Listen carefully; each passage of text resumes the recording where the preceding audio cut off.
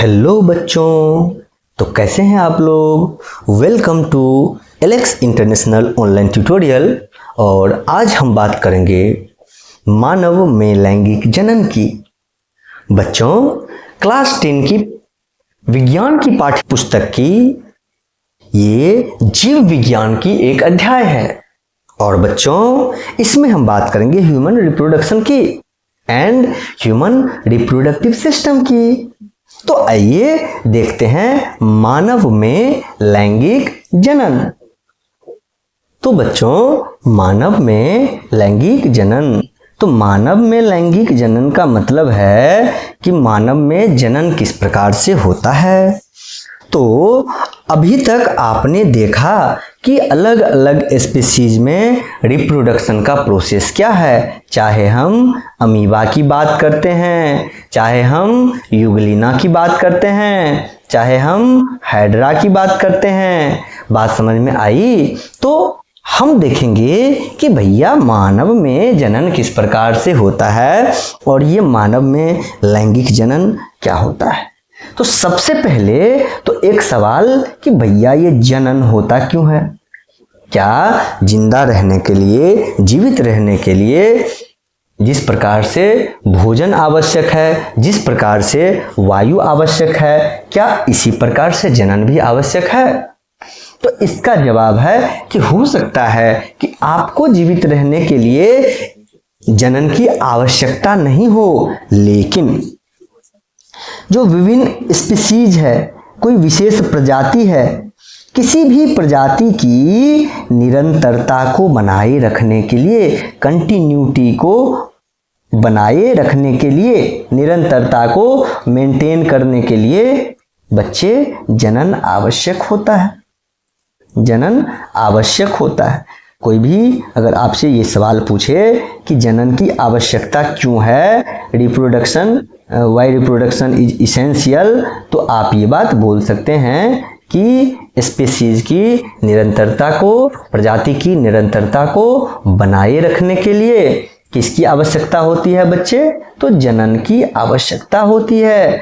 और अगर जनन या प्रजनन की प्रक्रिया नहीं हो तो ये जो पृथ्वी में स्पीशीज की कंटिन्यूटी है वो रुक जाएगी। तो ये बात तो आपको समझ में आ गई। अब इससे आगे की बात करेंगे कि मानव में जो लैंगिक जनन होता है यह किस प्रकार से कार्य करता है। आप सभी जानते हैं, आपने कक्षा 8 में भी सीखा कि हमारे शरीर में किस प्रकार के बदलाव आते हैं। आपने हार्मोन के बारे में सीखा कि नहीं सीखा बच्चे? आपको कक्षा 8 में यह बात आपने पढ़ी होगी या आपको पढ़ाई गई होगी कि क्या क्या सब बदलाव आते हैं हमारे शरीर में। ठीक है, तो कक्षा 1 से 10 तक पहुँचते पहुँचते जब आप कक्षा 1 में थे, जब आप कक्षा 2 में गए, जब आप कक्षा 3 में गए, जब आप कक्षा 10 में आए हैं, तो ऐसे जैसे जैसे आप अपने वर्ग की सीढ़ी आगे की तरफ चढ़ते जाते हैं तो आप क्या देखते हैं कि आपके शरीर में अलग अलग परिवर्तन आने लगते हैं। आपकी जो लंबाई है वो बढ़ने लगती है, आपकी जो भार है शरीर के वो भी बढ़ने लगती है बच्चे। तो लंबाई में भी वृद्धि होती है और भार में भी वृद्धि होती है कि नहीं होती है? तो अवश्य होती है। चाहे आपका हाइट हो या फिर आपका वेट हो, आपके हाइट में भी इंक्रीमेंट होता है और आपके वेट में भी इंक्रीमेंट होता है। आप जब बचपन की अवस्था में थे तो आपने क्या पाया कि आपके जो दांत थे बच्चे, आपके जो दांत थे, है ना, ये दांत कौन से दांत थे भैया? तो इसको आपने मिल्क टीथ बोल दिया था, इसको आपने दूध के दांत बोल दिए थे। भैया ये दूध के दांत क्या होते हैं भाई? तो ये दूध के दांत इसलिए थे क्योंकि ये परमानेंट इन नेचर नहीं थे ना। हाँ, ये क्या थे? ये टेम्पररी थे। टेम्पररी क्या होता है कि भैया आपने देखा कि ये तो आपके बचपन में ही सारे के सारे दांत झड़ गए। तो आखिर बच्चों ये जो दांत का गिरना है, ये जो नए दांत का निकलना है, यह सब जो है सामान्य प्रक्रम है और इसको हम वृद्धि में समूहबद्ध कर सकते हैं, बिल्कुल कर सकते हैं। इसको हम वृद्धि में समूहबद्ध कर सकते हैं, क्यों नहीं कर सकते हैं बच्चे, है कि नहीं। ये जो आपके शरीर का ये जो शारीरिक वृद्धि है, इसमें ये सारी परिघटनाएं तो आती ही हैं। कोई दिक्कत है यहाँ तक है। और इसी वृद्धि को हम क्या बोलेंगे, इसी वृद्धि को हम एक नाम देंगे। क्या नाम देंगे बच्चे, तो शारीरिक वृद्धि। क्या नाम देंगे, तो इसका नाम दे देंगे शारीरिक वृद्धि। शारीरिक वृद्धि का मतलब क्या हो गया कि बॉडी के ग्रोथ, आपके जो शरीर के जो ग्रोथ होते हैं वो, है ना। लेकिन बच्चों किशोरावस्था के प्रारंभिक वर्षों में, लेकिन बच्चों किशोरावस्था के प्रारंभिक वर्षों में कुछ ऐसे परिवर्तन भी आते हैं बच्चे। किशोरावस्था के प्रारंभिक काल में कुछ ऐसे परिवर्तन भी आते हैं जिन्हें मात्र शारीरिक वृद्धि नहीं कहा जा सकता, जिस वृद्धि को सिर्फ शारीरिक वृद्धि नहीं कह सकते हैं। बात समझ में आया है। क्योंकि इस शारीरिक अनुपात जो बदलता है तो इसमें क्या होता है बच्चे, संवेदना में भी परिवर्तन आते हैं। बात समझ रहे हैं ना। तो ऐसी जो परिस्थितियां हैं, मतलब हम क्या बोलते हैं इसको कि हमारी संवेदना में, हाँ संवेदना में भी क्या आते हैं, परिवर्तन आते हैं, है ना। ये बात अभी मैं इसको और क्लियर करूंगा कि मैं क्या लिख रहा हूं, क्या मैं आपको समझाने का चेष्टा कर रहा हूं कि भैया सिर्फ शारीरिक परिवर्तन ही नहीं होते हैं, हमारी संवेदना भी बदलती है ना। और इनमें से कुछ परिवर्तन तो हम अगर लड़के की बात करें, अगर हम बॉय की बात करें, अगर हम गर्ल की बात करें तो दोनों में समान समान होते हैं। लेकिन कुछ कुछ ऐसा परिवर्तन है जो असमान होता है। और जैसे कि हम बात करते हैं शरीर के कुछ नए भागों, जैसे कांख, हाँ आर्मपिट आप समझते हैं बच्चे, इसी को कांख बोलते हैं। जैसे कांख हो गया, जांघों के मध्य, बात समझ रहे हैं ना, थाइज के बीच में, मतलब जांघों के मध्य, इसी को बोलते हैं, है ना, थाइज के बीच में। इन सब क्षेत्रों में क्या होता है बताइए आप लोग, ये कॉमन है, ये बॉयज में भी कॉमन है और गर्ल्स में भी कॉमन है। ऐसा नहीं है कि बॉयज के लिए कुछ अलग और गर्ल्स के लिए कुछ अलग। इन सब क्षेत्रों में जांघों के जो मध्य में जनन अंग वाला जो क्षेत्र है ना, क्या होते हैं, तो बाल गुच्छ निकल आते हैं। ये बाल मतलब समूह में बाल निकल आते हैं, तो हम बोल सकते हैं कि बालों का आना। बात समझ में आ रही है ना, बालों का आना। तो ये बात आप सभी बच्चे समझ गए कि क्या होता है इसमें बालों का आना, है ना। और उन क्षेत्रों का जो रंग है वो डार्क हो जाता है। हम बोल सकते हैं कि वो रंग कैसा हो जाता है भैया, तो गहरा हो जाता है। ठीक है, तो ये बात तो समझ गए होइएगा आप लोग। इसके आगे हाथ, पैर, चेहरे, इन सब पे क्या होता है, तो रोम आ जाते हैं, है ना, मतलब नन्हे नन्हे बालों का निकलना। बात समझ रहे हैं ना। इसी को क्या बोलेंगे, इसी को बोलेंगे कि रोम आ जाते हैं। ये सब बच्चे परिवर्तन है, ये सब क्या है, ये सब शारीरिक परिवर्तन है ना। आप देखिएगा कि इस उम्र में आपको पिंपल्स आने नजर आ जाते, एक्ने आना स्टार्ट हो जाता है भैया। क्यों, क्योंकि हमारा जो स्किन है, हमारी जो त्वचा है वो क्या हो जाती है, ऑयली हो जाती है। इसी को हम बोलेंगे कि ये क्या हो जाती है, तो ये तैलीय हो जाती है। मतलब त्वचा का कैसा होना, तो स्किन का तैलीय होना। ये सब कॉमन बात है, ये जितने बॉयज में एप्लीकेबल है उतने गर्ल्स में, है ना। और हम दूसरों के प्रति अधिक क्या हो जाते हैं बच्चे, तो सजग हो जाते हैं, है ना। अब चलिए, अब इसके आगे की बात करते हैं। वहीं पे बच्चों अगर हम गर्ल्स की बात करें तो गर्ल्स के बच्चे, है ना, गर्ल्स में क्या होगा बच्चे, तो हाँ गर्ल्स में थोड़ा सा बॉयज से डिफरेंट चेंजेज होते हैं। जैसे स्तन के आकार में क्या होना, वृद्धि हो जाना। बात समझ रहे हैं? हाँ, स्तन के आकार में क्या होना बच्चे, तो वृद्धि हो जाना। ये बात हो गई। इसके बाद इससे आगे अगर हम चलेंगे तो क्या देखेंगे बच्चे कि स्तन के आगे का जो भाग होता है ना, जैसे ये स्तन है तो इसके आगे का जो भाग है, तो आगे का भाग कैसा हो जाता है, तो इसका रंग गहरा होने लगता है ना। इसका रंग क्या होने लगता है बच्चे, तो डार्क होने लगता है।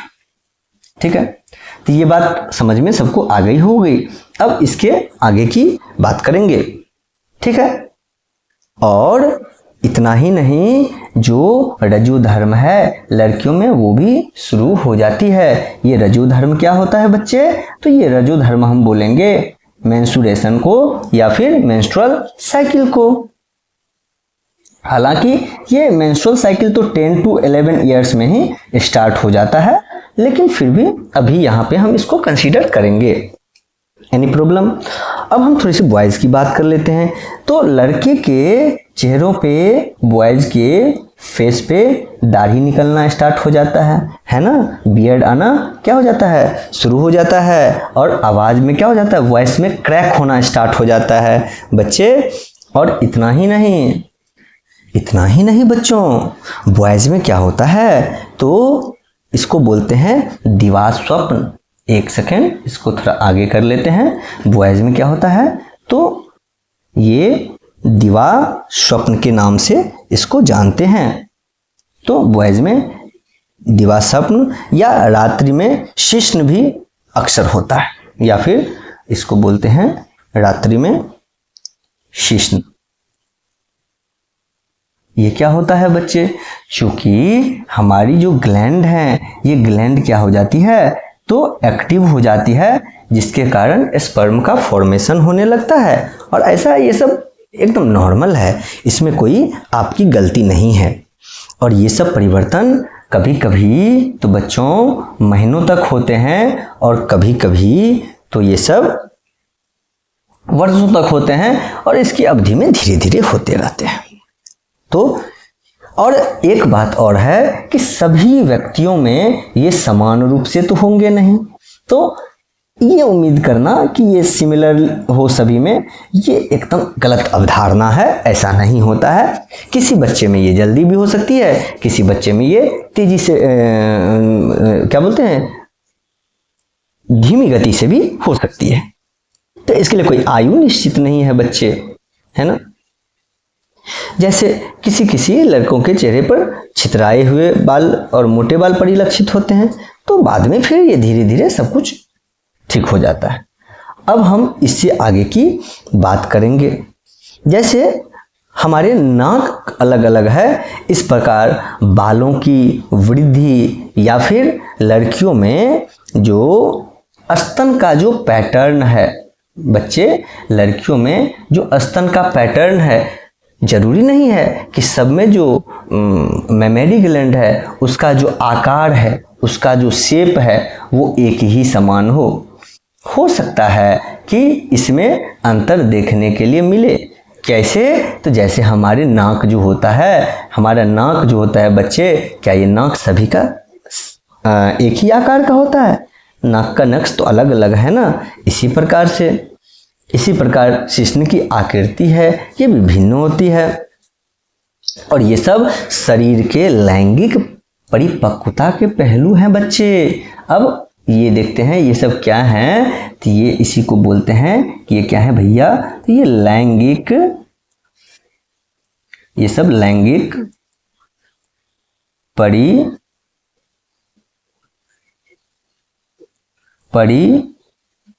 परिपक्वता के पहलू हैं, है ना।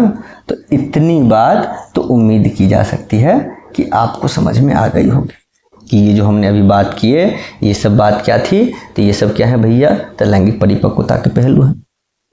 दूसरी बात क्या है कि इस आयु में शरीर में लैंगिक परिपक्वता क्यों परिलक्षित होती है? क्योंकि भैया लैंगिक जनन में भाग लेने वाले जो जनन कोशिकाओं का समूह होता है, जो रिप्रोडक्टिव सेल होता है ना, इसका जो समूह होता है ना, बात समझ रहे हैं कि लैंगिक जनन में भाग लेने के लिए जनन कोशिकाओं का उत्पादन, तो जैसे कि मानव इस कार्य के लिए विशिष्ट टिश्यू क्या करता है, डेवलप करता है, स्पेशल टिश्यू। इस चीज को समझिए। अब टिश्यू किसे कहते हैं या ऊतक किसे कहते हैं, तो ये पार्टिकुलर सेल बोलते हैं, सेल का एक ग्रुप बोल सकते हैं, या फिर हम बोलेंगे कि special kind of cells for responsible for specific functions, ऐसे बोल सकते हैं। ठीक है ना। किसी व्यक्ति के शरीर में युवावस्था के आकार हेतु वृद्धि होती है ना, तो ये सब बात है ना बच्चे। और किशोरावस्था की इस अवधि को यौवनारंभ भी बोलते हैं या प्यूबर्टी कहते हैं। तो बच्चों इतनी बात तो आप सबों को समझ में आ गई होगी, है ना। अब इसके आगे चलते हैं। ठीक है, इसके आगे देखिए, अब हम लोग क्या बात करेंगे, तो नर जनन तंत्र की बात करेंगे। इसी को बोलेंगे MRS, मतलब मेल रिप्रोडक्टिव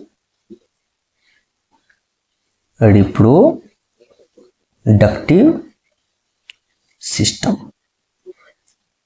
अगर हिंदी में हम बोलें तो इसी को क्या बोलेंगे बच्चे, इसी को बोलेंगे नर जनन तंत्र।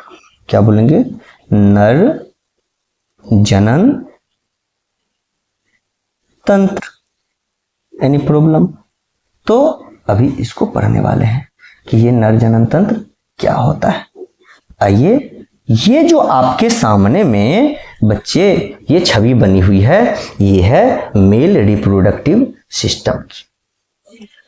ठीक है, तो बच्चे ये देखते हैं कि ये नर जनन तंत्र क्या होता है। इसमें देखेंगे ये शुक्राशय क्या होता है, इसमें देखेंगे ये मूत्र नलिका का कार्य क्या होता है, ये मूत्राशय क्या होता है। क्या इसी को यूरिनरी ब्लैडर बोलते हैं? जी हाँ, इसी को यूरिनरी ब्लैडर बोलते हैं। ये प्रोस्टेट ग्लैंड क्या होता है, इसी को शिश्न बोलते हैं, है ना। ये शिश्न क्या होता है, ये मूत्र मार्ग क्या होता है बच्चे, ये वृषण क्या होता है, जिसे टेस्टिस बोलते हैं, टेस्टिकुलर, इसको क्या बोलते हैं, विषण कोश बोलते हैं, शुक्रवाहिनी बोलते हैं। तो बच्चे आइए हम बात करेंगे। ठीक है, तो जनन कोशिका उत्पादित करने वाले अंग एवं जनन कोशिकाओं को निषेचन के स्थान तक पहुंचाने वाले अंग संयुक्त रूप से नर जनन तंत्र बनाते हैं। ठीक है, तो इसे नोट कर लेते हैं कि जनन कोशिका उत्पादित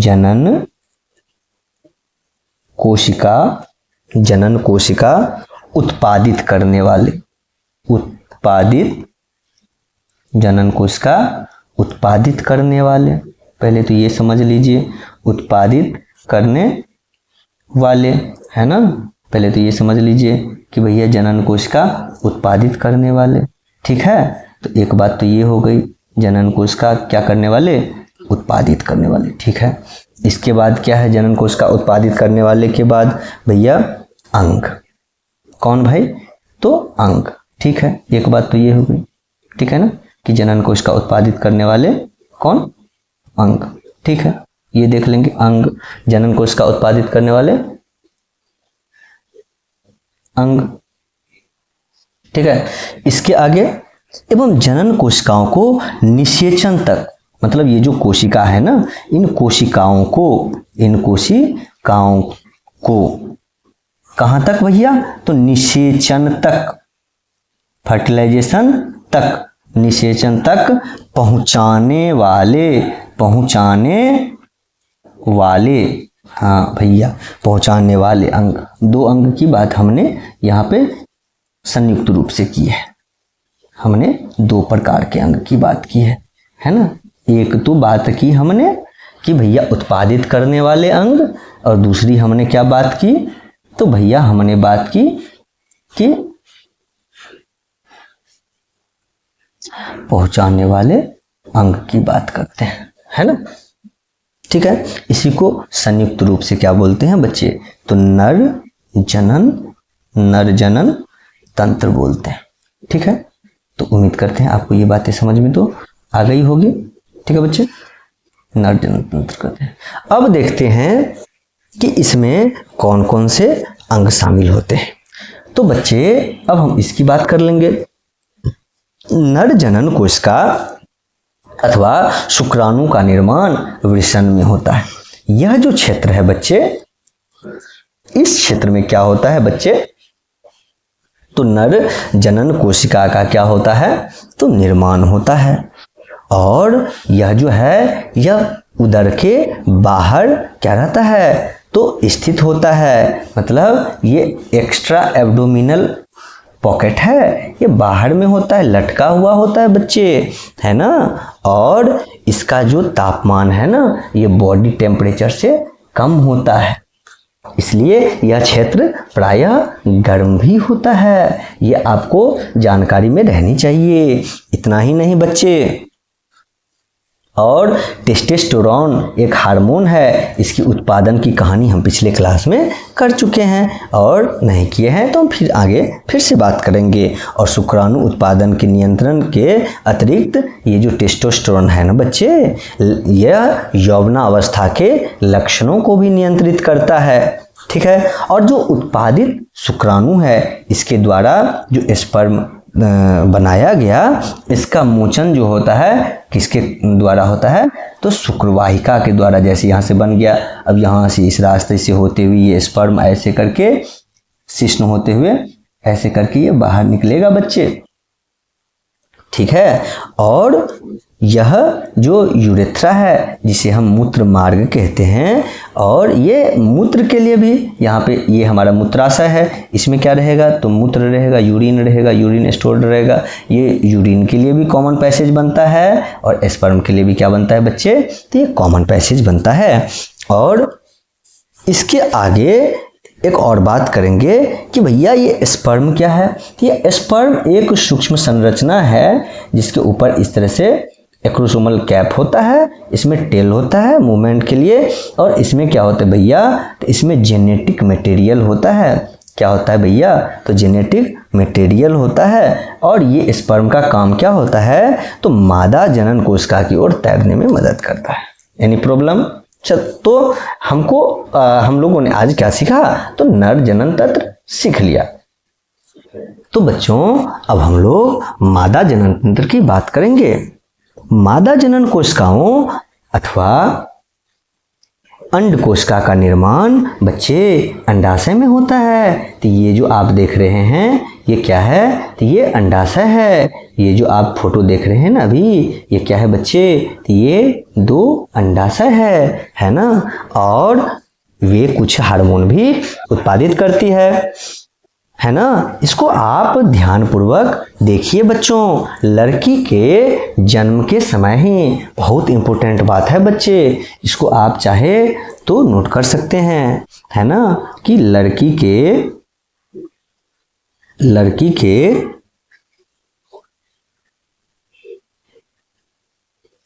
जन्म के समय ही बच्चों, लड़की के जन्म के समय ही क्या होता है, हजारों अपरिपक्व अंड होते हैं। कहाँ होते हैं बच्चे, इन अंडाशयों में। बात समझ में आ रही? ये जो अंडाशय है, इन अंडाशयों में लड़की के जन्म के समय ही क्या होते हैं बच्चे, तो हजारों अपरिपक्व अंडा होते हैं। और इनमें से कुछ परिपक्व होने लगते हैं कब, तो यौवनारंभ के समय में। हाँ, कब, तो यौवनारंभ के समय में, है ना। तो ये तभी परिपक्व होंगे जब यौवनारंभ का जो युवावस्था का जो समय है वो क्या हो जाएगा बच्चे, तो आरंभ हो जाएगा। और दो में से एक अंडाशय द्वारा प्रत्येक माह एक अंड परिपक्व होता है बच्चे। ये जो आप यहाँ पे दो अंडाशय देख रहे हैं, तो एक मंथ में एक अंडाशय के द्वारा एक अंड तैयार होता है और प्रत्येक माह यह अंडवाहिका अथवा फैलोपियन ट्यूब के द्वारा बच्चे इसको गर्भाशय तक लाया जाता है। और जब ये अंडा तैयार होता है उस समय यह जो गर्भाशय है उसकी भित्ति भी अपने आप में क्या होती रहती है, तो उसको बोलते हैं कि बेड लाइक स्ट्रक्चर बनाती रहती है, अर्थात इसमें कैपिलरीज इसकी थिकनेस को बढ़ाते रहते हैं। ठीक है। और ये जो अंडवाहिकाएं हैं, ये अंडवाहिकाएं क्या करती है बच्चे, तो थैलेनुमा स्ट्रक्चर का निर्माण करती है और इसी को तो गर्भाशय बोलते हैं। ये जो आप फोटो देख रहे हैं ये तो गर्भाशय का ही तो फोटो है। ये जो छवि आप देख रहे हैं यह क्या है बच्चे, यह और कुछ नहीं, यह सिर्फ गर्भाशय है। और इंटरकोर्स के समय मतलब मैथुन के समय है ना बच्चों, और इंटरकोर्स के समय यानी कि मैथुन के समय यह जो शुक्राणु है, शुक्राणु योनि मार्ग में स्थापित होते हैं। बात समझ में आ रही है, ये योनि है, ये योनि मार्ग है, इसमें स्थापित होते हैं और यहाँ से ऊपर की यात्रा करके कहाँ तक, तो अंडवाहिका तक पहुँच जाते हैं। और इसमें भी आप बड़ी क्लास में पढ़िएगा, इसको एम्पुलरी स्टमक जंक्शन कहते हैं। यहाँ पे क्या होता है, तो निषेचन होता है और जो निषेचित अंडा है विभाजित होकर बॉल लाइक स्ट्रक्चर बना के और फिर यहाँ पे आके क्या होती है, प्रतिस्थापित हो जाती है बच्चे, है ना। और स्थापित हो जाता है, यहाँ यह लगातार क्या करता रहता है, तो वृद्धि करता रहता है और बाद में क्या करता है, तो अंगों का विकास करता है ना। अंगों का क्या करता है, तो विकास करता है। और माँ का शरीर गर्भधारण एवं विकास के लिए विशेष रूप से अनुकूलित होता है। अतः गर्भाशय प्रत्येक माह भ्रूण को ग्रहण करने और उसके पोषण हेतु तैयारी करता है। यही बात आपको मैंने अभी समझाई थी कि प्रत्येक माह यह जो गर्भाशय है यह तैयारी करता है और इसके कारण इसकी जो आंतरिक परत है वो क्या हो जाती है, तो मोटी हो जाती है। और भ्रूण पोषण हेतु यहाँ पे ब्लड फ्लो जो होता है ना, रुधिर प्रवाह, यह रुधिर प्रवाह भी बढ़ जाता है, क्योंकि भ्रूण को माँ के रुधिर से ही तो पोषण मिलता है ना। हाँ, इसके लिए विशेष संरचना होती है जिसे क्या बोलते हैं बच्चे, तो जिसे प्लासेंटा बोलते हैं। समझे कि नहीं समझे, जिसे क्या बोलते हैं, प्लासेंटा कहते हैं। और यह एक तस्तरी नुमा संरचना है जो गर्भाशय की भित्ति में धसी रहती है और भ्रूण की ओर के उत्तक में प्रवर्ध होते हैं। जैसे ये भ्रूण है मतलब फेटस है, तो फेटस से कनेक्टेड रहता है और यह माँ से भ्रूण को ग्लूकोज, बात समझिए, ग्लूकोज, ऑक्सीजन और जो डिफरेंट मटेरियल्स हैं उसके स्थानांतरण में मदद करते हैं। बात समझ में आ रही है।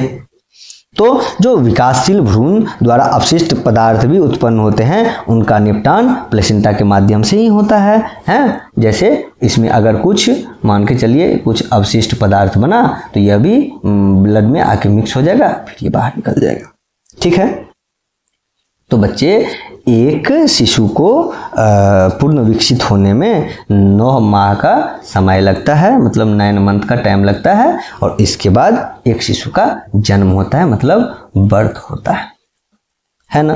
अब एक केस की बात करेंगे, एक प्रश्न की बात करेंगे कि अगर फर्टिलाइजेशन नहीं होगा तो क्या होगा, और यदि फर्टिलाइजेशन नहीं होगा तो बच्चे यह जो अंडा है ना, ये अंडा 1 दिन तक तो जीवित रहती है, क्योंकि अंडाशय प्रत्येक माह का एक अंडा का मोचन करता है और निषेचित अंड की प्राप्ति हेतु गर्भाशय की प्रतिमाह तैयारी भी होती है ना।